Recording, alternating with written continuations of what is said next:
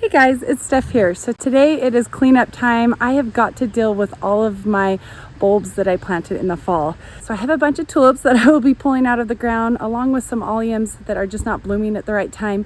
I'm pulling up some of my hyacinth bulbs, and it's a lot of work because I planted over 1,000 tulips. So I have learned so much about all of these different bulbs. And so in this video, I thought I would just talk about what I'm going to be doing differently in fall. I thought this video would be helpful right now because in fall it will be up and it will be uploaded.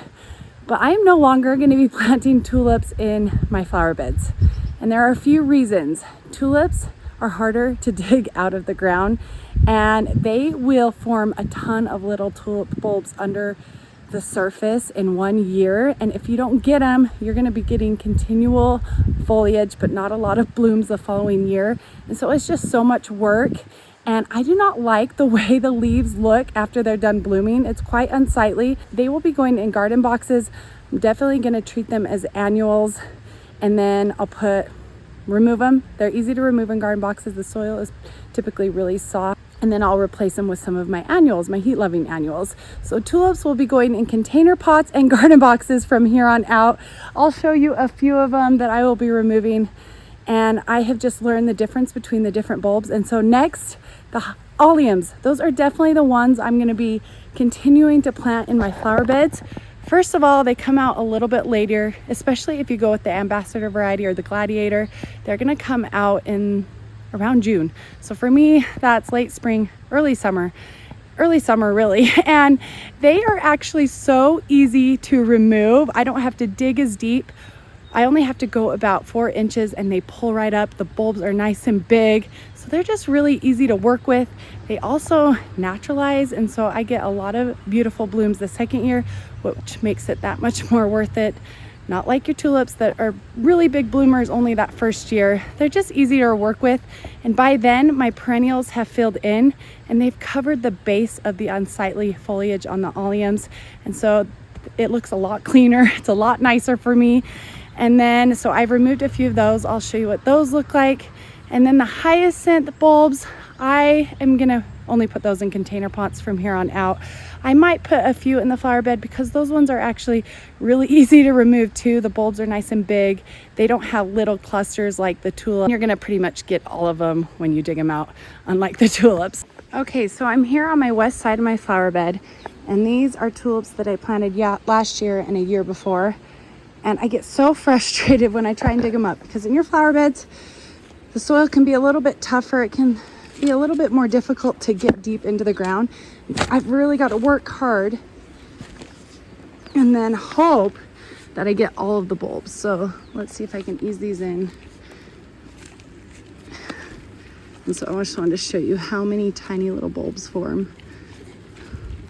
So look at all of those. So that's very difficult to get all of them out of the ground. And at this point, they're so small, there's not enough energy going to one bulb. They're not going to produce any blooms. And then you get this really ugly foliage. My neighbor has them just like ground cover in her yard because they've just taken over. And it's annoying to deal with. So I'm being really careful and working really hard to make sure I don't have to deal with this next year, but I'm sure I'll have a few that pop up. So that is a ton of little clusters right there. And I have these everywhere. And it's really frustrating because I'll dig really deep and then think I got the bulb and the leaf will just pop up. And it just drives me crazy. We're over at my allium flower bed. This is the Purple Sensation.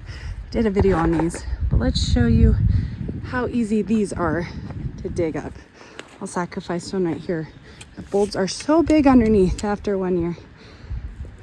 So the lighting's kind of bad, but okay.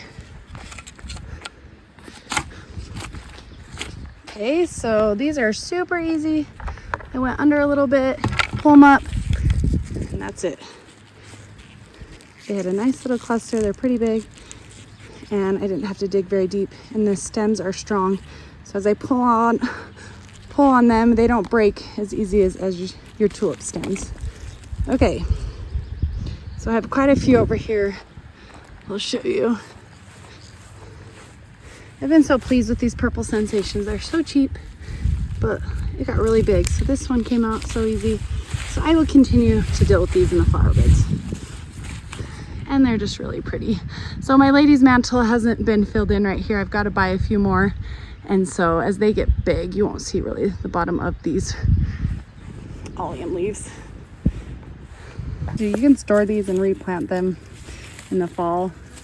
Right here, I had some hyacinth bulbs, and I've got some of my Norway spruce shrubs right here, and they were looking awful. Once they were done blooming, there's just all these gangly leaves. I'll show you right here. And it just didn't look very clean. And a lot of the times with your bulbs, you have to let the leaves go yellow before you can cut them back so they store enough energy.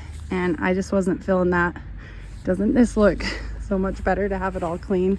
I wish I'd shown you, but imagine all of these everywhere. And so these were really easy to pull out.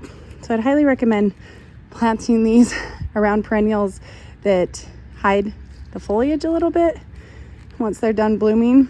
But for me, these are going in container pots. But they're like the alliums, only one bulb. There's not these little clusters everywhere.